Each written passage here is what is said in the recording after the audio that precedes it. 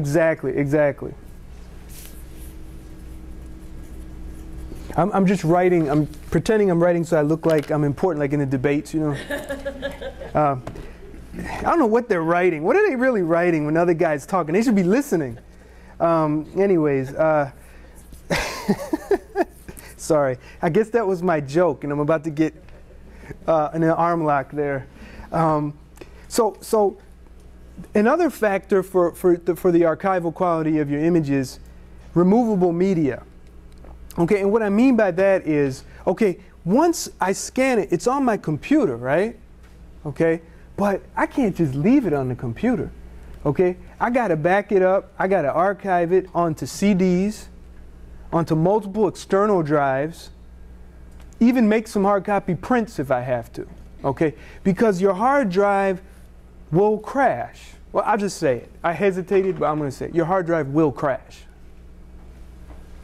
You know, and I'm not saying I know it will, but why not just think like that and be ready? It's kind of like storing up, you know, like a spare tire. You got a spare tire in your car, at least you should.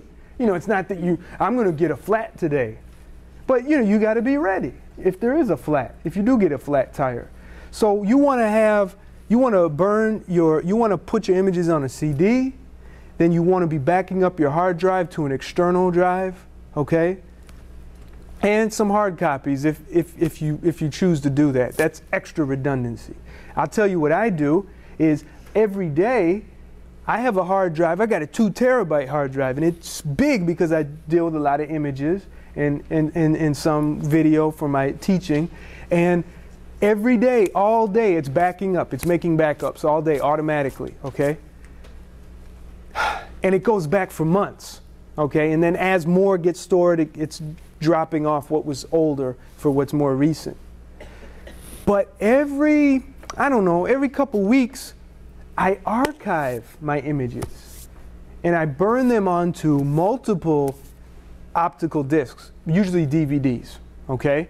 So I'll take, if I have pictures of, for example, all of my family from the 1970s, right? I will back that up onto 2 discs. Even though it only fits on one, I'll make another disc. And then I give, excuse me, I keep that first disc in my office, in my house, and I give the other disc to my mom who lives away from my house. So if something happens to my house and I lose everything, my backup, my computer, my life, whatever, well, mom's got, or someone else who I trust in the family has a CD. You understand?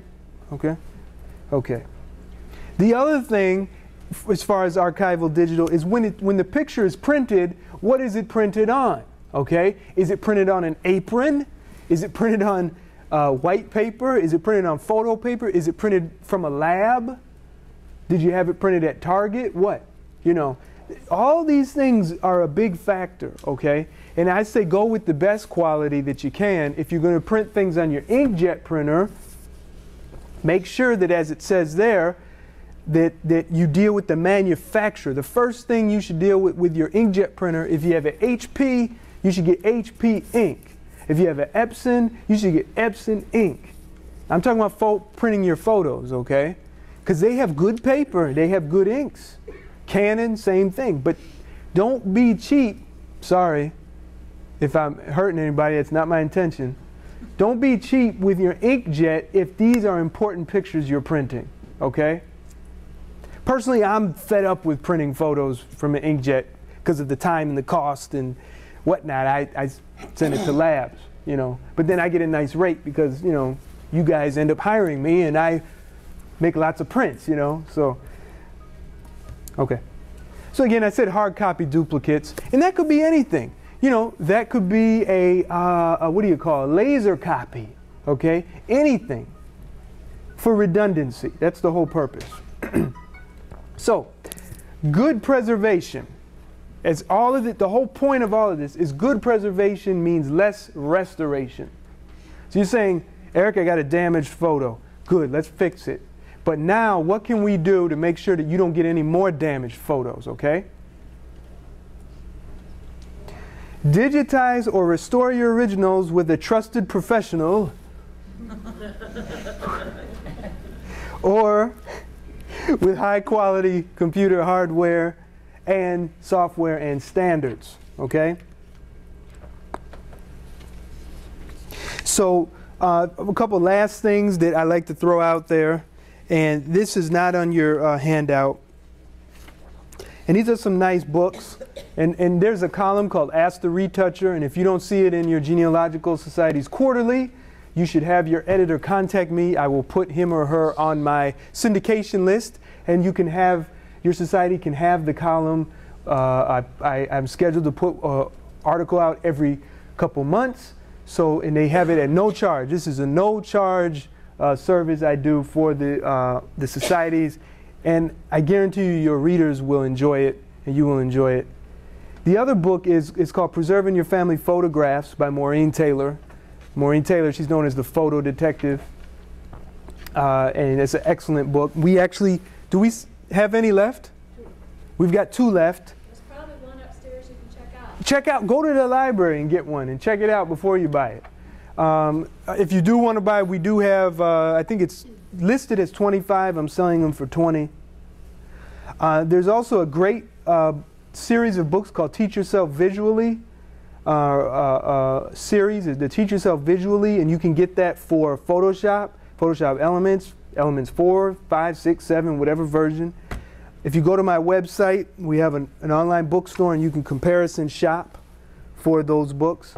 And there's for those of you, and I think for you back there, I can tell already, is an excellent book if you really get geeked out and heavy into retouching. It's called Photoshop Restoration and Retouching by Katrin Eisman. She's not as up there as Dan Margulis, let's say, but I would say if you really are enjoying doing this kind of thing on your own, you should get her book after you become proficient at Photoshop Elements. Then you get the big Photoshop. Here's some nice catalogs out there. Some websites you have here, lightimpressionsdirect.com, metaledgeinc.com, and archival.com. That's an easy one. Very high quality materials for storing your originals and your digital copies, okay? And nice framing stuff. And they got stuff to store scarves and pins and all kinds of neat things, not just photos and documents. I see y'all still writing. Okay. All right, all right. So how are we doing? I see it's about 11:40. So I got, tell me again. It's like 25, 30 minutes. Okay, good, good. We're moving fast. I'm sorry to just rush you. But like I said, anytime you just call me, you have my contact information on the handouts, email me, and I'll be glad to repeat or email information to you. Okay? Yes? This room for the rest of the day to the library closes Yes. at 5, so Yes. take your time. Yes, yes. Yes, I forgot my sleeping bag. Do you have pillows? Okay. All right. And finally, is it finally? It should be. There's some nice internet sources. The National Archives, what y'all are familiar with, I'm sure. They have a nice little preservation section. We have the American Institute for Conservation, which is really nice. National Institute for Conservation, and Library of Congress has a nice section.